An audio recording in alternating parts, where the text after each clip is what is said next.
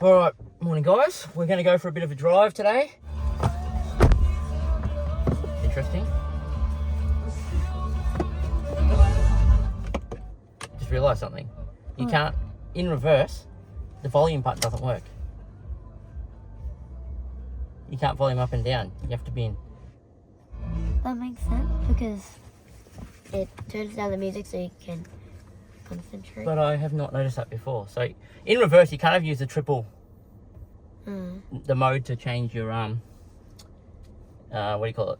Your temperature settings. Climate control doesn't work. Oh, there's a car coming.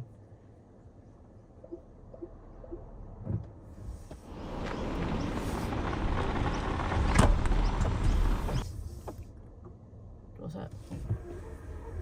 Is that?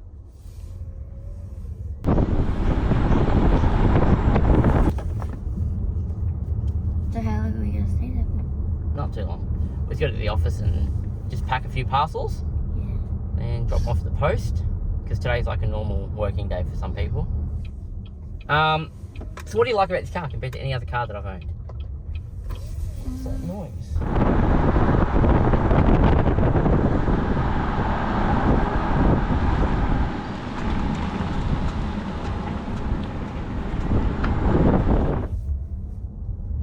You're making some really weird noises. It's like smoother, and it's also quieter. It's smoother and what? Quieter. Quieter. Yeah. But why do you like that? Because I don't know, I like it better. I think it feels like a rocket. Because it only has like one gear, it just goes.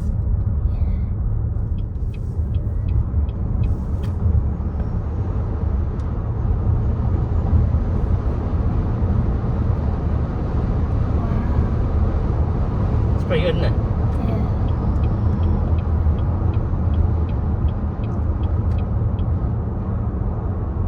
Anyway guys, so this morning we're going for a bit of a drive down to my office. Got a couple of orders that come through between Christmas Eve and Boxing Day, so we thought we'd ship them off today since it's normal business day. And unfortunately White has to come with me. He doesn't like getting up today, do you? You want to sleep. But he's decided to come out to the office with me for a couple of hours, and I thought it'd be a good opportunity for you guys to learn a little bit about it. So I am kind of just a car enthusiast, but more an off-road enthusiast than I have been a road enthusiast for quite a while. I used to have a lot of road cars, V8s and all the Holden special vehicles that we used to just drive around, and I think White was a bit too young to remember that. Do you remember the black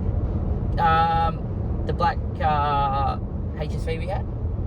You don't remember that? Doesn't even remember that. I actually got a photo of him with it here. But yeah, look, as time's gone on, we've gone to do a lot more off-roading. So we've done a lot of camping, forward driving, kind of adventuring, kind of around Victoria, South Australia, outback New South Wales, and it's been pretty interesting. I think. What do you think of the forward driving and camping? Good. It's good. Yeah. White likes a bit of camping and forward driving, but what I'm fascinated about is actually the EV scene with it all. Like, what's bringing an EV, or at least an electric first vehicle, out to camp. I just feel like it's going to be really cool. And there's lots of things I'm thinking about that are going to be exciting to test, but out of everything, what's really going to be practical? And that's why I bought the BYD Shark, to try and find out what's going to be practical about it off-road, what's practical about it camping, and what's not practical about having an electric first hybrid vehicle in a place where there's definitely not going to be any charging, so we're going to be relying on the onboard generator. So I know a lot of you guys have come to this channel and you've enjoyed my Sealion 6 content, and I know I've been lacking of that a little bit lately, but currently I'm at 13,969 kilometers on the odometer, and there's nothing really to report other than my highway field test that I did, and I've actually got a city driving field test that's coming soon. and also a fuel test to compare, fuel test, or should I say energy test to compare how this car performs in 25 degrees of heat versus 35 degrees of outdoor ambient heat, because it really does matter. It actually changes your EV range quite significantly. And I don't think it's got anything to do with the air conditioning, but that video is coming soon, so don't forget to subscribe, guys, if that's something you're interested in learning and seeing the real world results of, because it's quite surprising. But that aside, today, I invite you guys to kind of pop your questions down below in the comments if you want to know anything about the Sealion 6. I did a video very recently about how to sideload onto the infotainment system Android apps. We actually had someone from Austria that emailed me, and he managed to get it working over there with my instructions, and he was very thankful for it. So I appreciate your donation there, David. That goes towards a couple of cups of coffee for me in the next couple of weeks. And guys, I'm just like you guys. This channel's I started this channel to separate my four-wheel drive content from my EV content, because obviously my audience on my off-road channel, they're probably going to be heavily against taking an EV off-road, actually. And the whole point of this was actually just so I could convince other people that electric first hybrid vehicles, I think, are suited perfectly for our country. You got a lot of charges up in the metro, but when you're going out towards Gippsland or in the country, what we call regional, there's just not as many, and they are around. Like, I know, I think off the top of my head, I could actually plan a route through Gippsland here in the regional areas and get across no problem with an electric vehicle that has 300-kilometer range. That won't be hard. But the question would be whether or not, like, if you didn't know where the chargers were, and if you knew the chargers were offline, it would pose a problem. And that's why I think a vehicle like this is kind of perfect, where you're primarily electric only. Like now, I'm electric only at 87% battery range, and I'm off to work, and I'll be able to go to work, do my day, even drive around locally and do some things I need to do, and get back home on one single charge, which means I've driven full electric for the day. But then when I want to go for a drive that might be 400 kilometers away, I don't have to think about charges or how I'm going to get home or where I'm going to be able to charge. I just use my electric range. If I can find a charge, I can pop it on charge. If I can't be bothered or I don't have enough time, I can just switch to petrol and pay the 5 to 6 litres per 100 and just drive in petrol.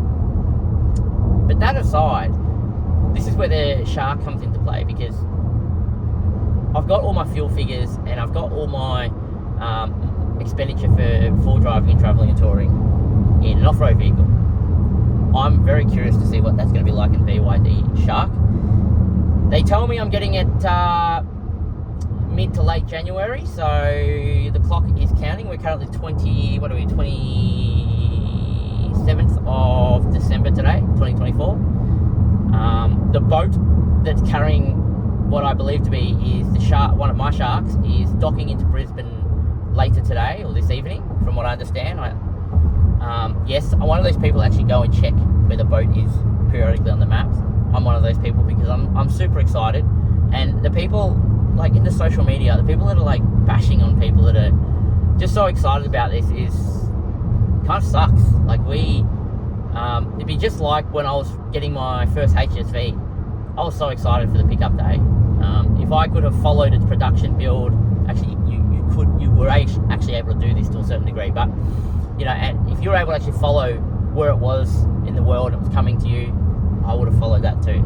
So this is no different, and shame on anyone who wants to bash on people who are just loving this and excited for this.